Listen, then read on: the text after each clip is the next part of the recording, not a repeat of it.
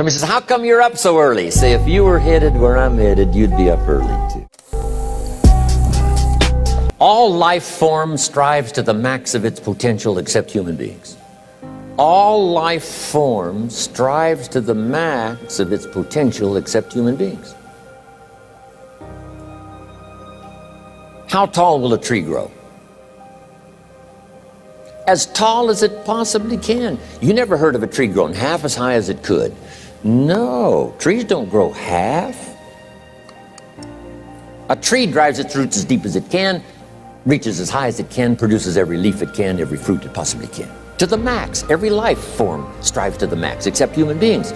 Now, why not human beings? Jot this down. You've been given the dignity of choice. You're not a robot. You don't have to repeat this year the same as last year. You can tear up last year's plan, develop a new plan.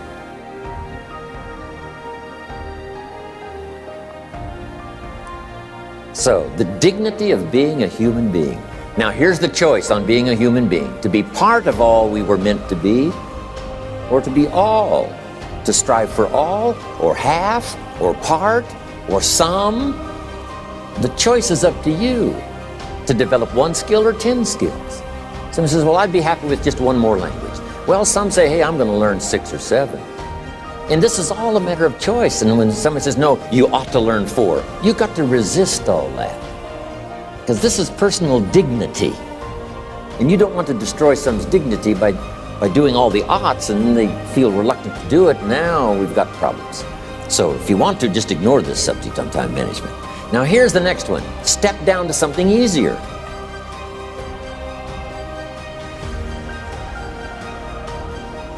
The guy's in sales and he says, oh, I want to own the company. Finally owns the company. Now he's got no time to play golf. He said, when I was in sales, I was making big money playing golf 3 days a week. Heck with this owning something. Heck with managing. My life was never my own after I started to manage. I'm going back to sales. See, this is the key. If you're getting too pressed, you might consider stepping down to something with a little easier time pressure. Little girl says to her mother, Daddy comes home, brings his briefcase and pats me on the head and says hello, disappears and works on his papers. He loves you, but that's why he can't play with you. And the little girl said, why don't they just put him in a slower group? So, jot this down now. If you don't have time for your kids, you might consider joining a slower group. Remember when I said some things I went for cost me too much? So reconsider. Next key to time management. And that's work longer and harder. But see, there's a limit to that. I almost lost my health the first year. I went so crazy about personal development and achievement. I just went bonkers. You know, I told you I was skinny. By the end of that first year, I was a walking shadow. And then it suddenly occurred to me, what if I got rich and too ill to spend it? I mean, that was a shocker.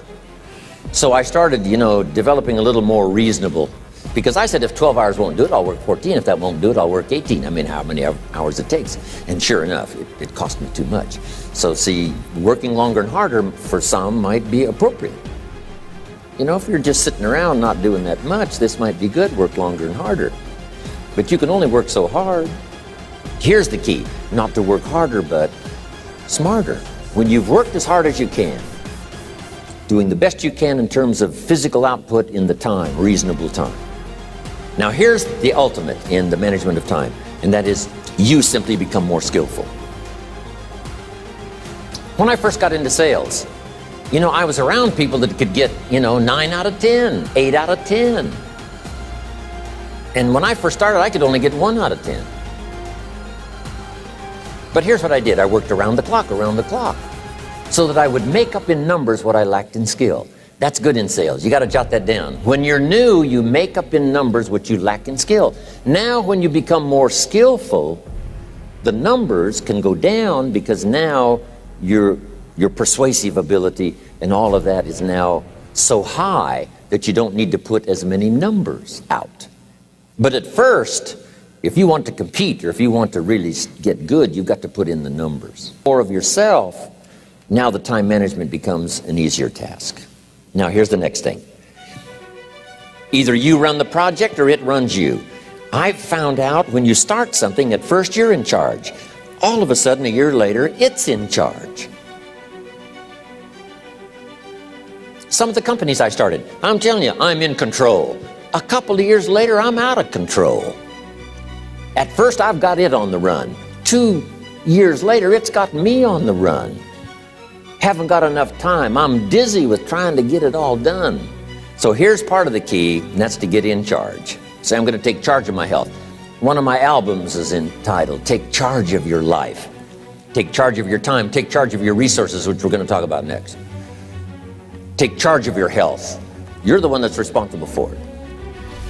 It's not a requirement of society that you not have a heart attack and take care of your family. That's not a requirement of society, but you must make it a requirement of yourself. Society doesn't require that you build a financial wall around your family nothing can get through. That's not a requirement of society. It's a requirement you impose on yourself to build a financial wall around your family nothing can get through.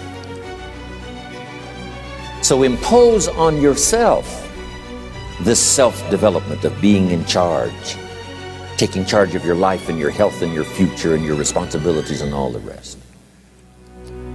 Next, reasonable time is enough time to achieve all of your goals. Just jot that down. Reasonable time is enough time. I had to learn that. Reasonable time is enough time. Here's why. It's not the hours you put in, it's what you put in the hours. If you start depositing greater ideas into the hours you've got later than now, I'm telling you, later you can't believe the productivity that will flow. The ideas you can't think of now, a year from now, they'll start to flow. And when you deposit those ideas in the hours you've got, productivity multiplies by 2, 3, 5, 10. Next, time management essential. We've already covered the first one, a written set of goals. And then do priorities on your goals. What's important this week? What's important this month? Here's the next one. Often review. Just go over your goals to make sure that your list is working for you. It's got you inspired. It's got you turned on.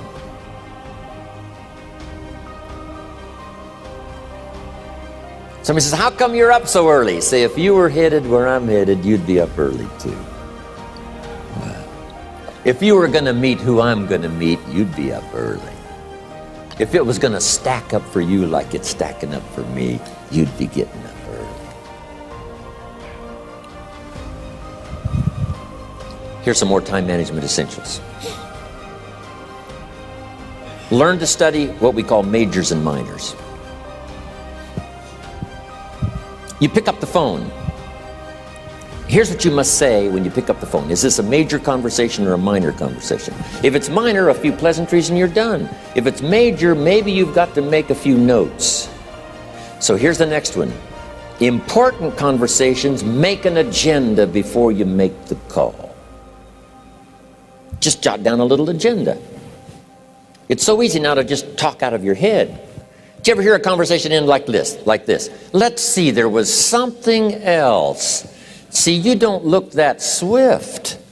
I can't think of it right now. I'll call you back. See, you look a little incompetent. Let's see, there was something. It escapes me right now. Really? So have you got this now? Make an agenda before you make a call if it's an important call. Now later that saves you all kinds of stuff.